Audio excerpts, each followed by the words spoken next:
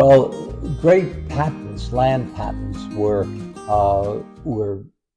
established by the colonial authorities, New York provincial authorities, and I mean the Wawayanda was 194,000 acres, for example, mainly lowland, potentially good farmland, whereas Cheescock patent, which was contiguous to it, was mainly to exploit minerals. There was a belief that that area is very rich in iron ore, for example.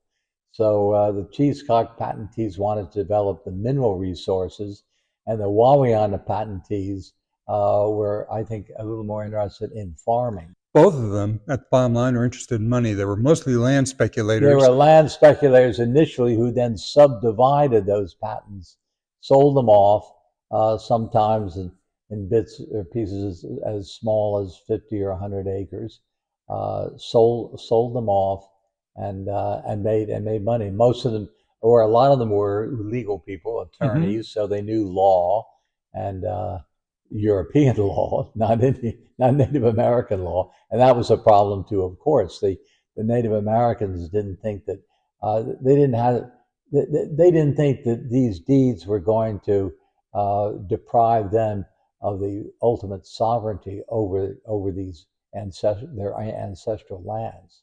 Yeah, so the Wawayanda patentees would sell to Dick an area for his farm, and then the Cheescock patentees would sell to you, Jeff, an area that they think is in their patent.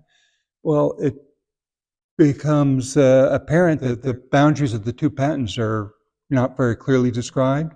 So multiple people own the same property, they thought. That resulted in 1785 of the Cheescock-Wawayanda Patent Trial to settle the boundary between the two. The attorneys for Wawayanda patentees were Alexander Hamilton and Aaron Burr. And they were well paid and already prominent attorneys. The attorneys for the Cheescock patentees were an ex-governor whose name escapes me right now from New York, Livingston, and a few others, like Dick says, very prominent lawyers. Well, the commissioners decided mostly in favor of the Cheescock patentees. So the final boundary between the two patents actually runs right through Sugarloaf Valley. And if you own property here, you can trace your ownership back to this trial. And up until that time, the boundaries were disputed constantly. Yep. And so that controversy, in fact, they met for 4 or 5 months, didn't they? All summer. Yeah, all summer long over there in Chester. And they determined the future of this area, what would become much of Orange County. And the Indians, of course, were not consulted, were not brought into these discussions at all.